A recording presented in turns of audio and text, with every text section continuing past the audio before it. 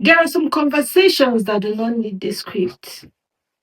There are some conversations that you don't have to read from a handbook.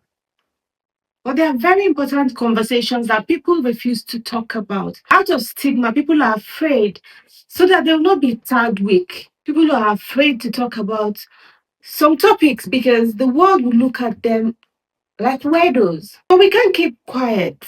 We can't keep keeping silence. One day it is someone who gave up, who took their lives, who mounted a camera to cry, to wail, to lament. It is us seeing people who we used to know as clean and put together, looking tattered and unkept. And we keep asking, what happened to this person? But no one is willing to have the conversation. Welcome to today's episode of Wellbeing with Neka. And we'll be talking about depression, that much used word that people hardly critically discuss. A lot of people don't even know what is depression. They mix up depression with sadness. They mix up depression with a feeling of failure. Those are different things entirely.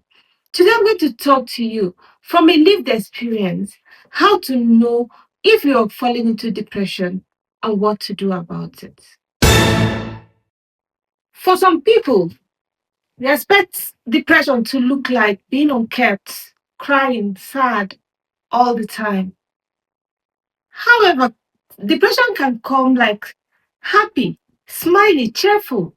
But the only relatedness between the two is that someone who is depressed, always battling with depression, goes back in silence, goes back in their space, unable to hold it together inside. Some people say, oh, I'm just sad, I'm just stressed, I'm just overworked. But they are crumbling inside. They are giving up. Depression comes in different forms, but clinically, depression is explained as deep sadness which lasts without break over a period of 2 weeks or more. So being sad is not being depressed. You can be sad and not be depressed. You can be stressed and not be depressed. But depression lasts for a long time without break. Another sign of depression is that one starts to either eat too much, which is binge eating, or to lose appetite. Depression can make you sleep too much or lose sleep. What depression does to you is to change your normal pattern. You begin to feel withdrawn from people who you love, people who you care about, and people who care about you. Nothing makes sense to you anymore. Your regular things, your hobbies, things that used to excite you, lose the excitement. For some people, it comes with looking very unkept, not looking after themselves outwardly. For some people, they still look like they used to do, but they crumble inside once they are out of sight. Has this been you? Is this you? You are the right channel. Like I always say, this channel is where we talk about mental health and well being from a professional point of view. We talk about things that nobody wants to talk about, and we help you understand what is happening in your mental space. If you have not subscribed, you have not liked, you have not connected with us permanently on this channel, please do so. Kindly click subscribe, drop a comment, like, and share. More often than not, depression comes with not sadness. Depression comes with a feeling of emptiness, loss, lack of motivation, lack of interest. You're not exactly sad, but nothing makes sense. You do not want to do anything. You do not want to sleep. You do not want to wake up. You do not want to make any effort. You're just not feeling anything. That is how depression felt for me and for a lot of people who do not know that what they are going through is what is called depression. Have you ever been in that space where nothing makes sense, where your work doesn't make sense, your marriage, your children, nothing just fits? Nothing just fits. You could be battling depression.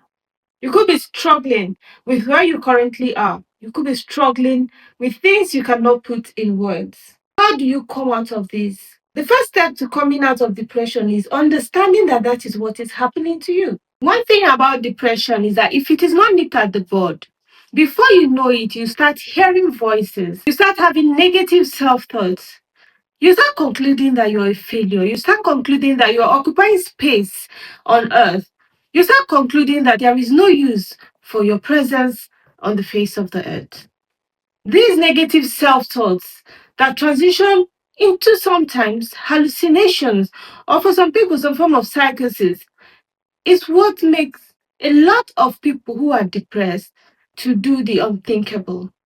But we don't want to get to that point. We don't want to get to that point where a voice, where a thought convinces us that we are not needed on earth. Isolation feels soothing during depression, but it doesn't make it better. It actually makes it worse. In isolation, dark thoughts thrive. In isolation, dark voices get louder. But that is one sign that you are depressed. A lot of people also do not know that depression comes with forgetfulness. You forget simple routines. You forget something just immediately after reading. You forget conversations you've had with people. Your attention span reduces. You're unable to read steadily or to study. Now that we have all talked about the signs that you will know or that you will see to know that you are diving into depression, can we now go to what helped me and what will help you come out of depression?